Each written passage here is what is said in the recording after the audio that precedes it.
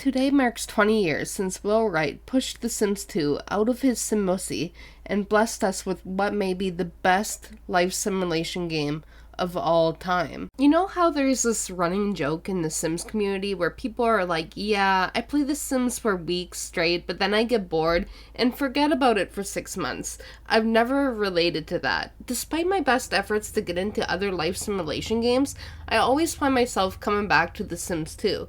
Today we are exploring the 10 reasons why I still play The Sims 2 in 2024. Number 1. The lore. Freddie Prinze Jr. says it best. The Sims 2 is brilliant American literature. And I don't care what anybody... It should be taught in school. The base game included 3 neighborhoods, each one filled with unique Sims and drama-filled stories for players to explore. And when I say drama, I really do mean drama. There's even a neighborhood based on the works of William Shakespeare. Not only do Maxis-made neighborhoods serve as tutorials to show off features in the game, but they also come packed with stories and well-developed Sims that have remained iconic 20 years later. From mad scientists who kidnapped the love child of the Grim Reaper and a serial killer, to the mysterious disappearance of Bella Goth, these stories and their possible outcomes have kept me and fellow Simmers captivated for the past 20 years. Number 2. Custom neighborhoods.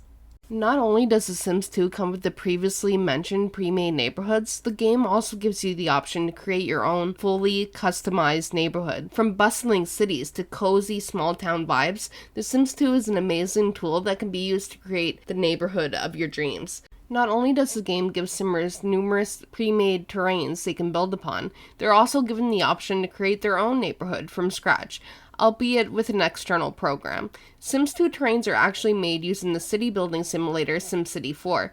The process of creating a custom terrain in The Sims 2 is quite simple. Select the smallest available map in-game, create any desired mountains or rivers, and place your roads. You're then ready to import the map into The Sims 2 and fill it with trees, homes, and Sims.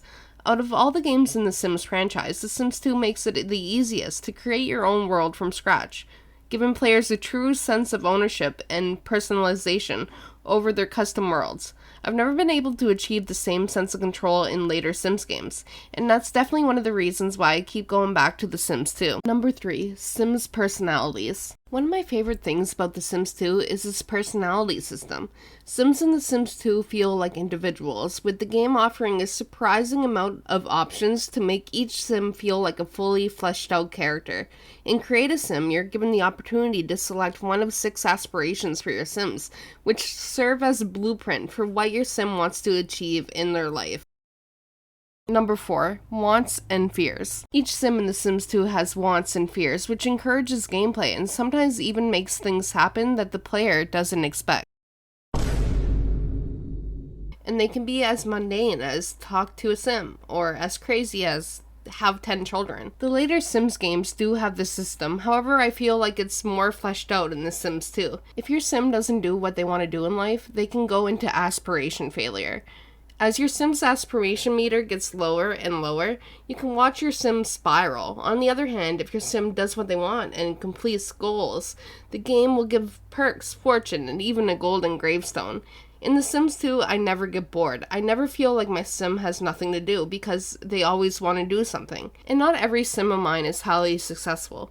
It is sometimes fun watching a Sim struggle. The wants and aspiration system in The Sims 2 just adds depth to the gameplay that I feel like the other games do not have. Number 5. Rotational play. I feel like this playstyle is a bit controversial in the Sims community. However, I feel like rotational play in The Sims 2 is the best way to play the game. Rotational play is when you play each household in a Sims 2 neighborhood for a certain amount of days, until you eventually complete a rotation and have played every single lot in the neighborhood.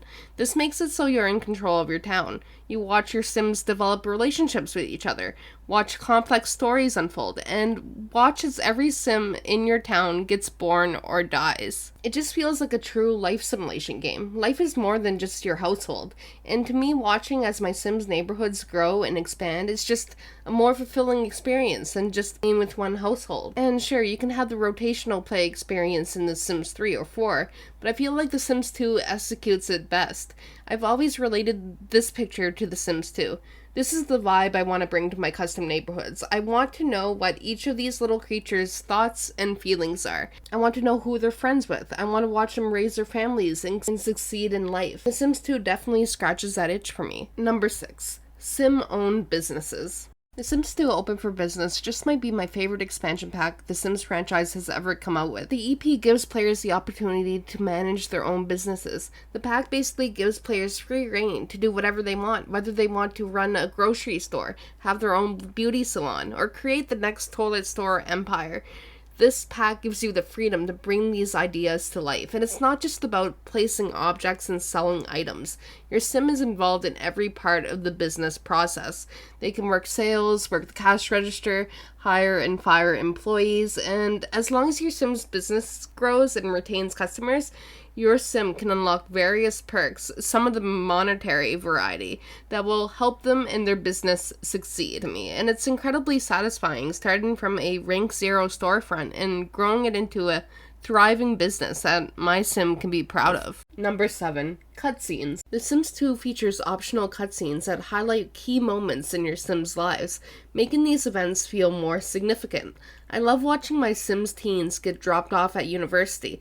I love watching the quirkiness of the dolphin-like hot tub woohoo, and it's always fun to see my Sims get left at the altar. These cutscenes have never gotten old for me, and it disappoints me that they took this feature out of the newer games. Number 8. Vacation hoods. In the perfect world, I'd be playing Vacation by the Go-Go's right now, with footage of my Sims on vacation as B-roll footage for you all to enjoy.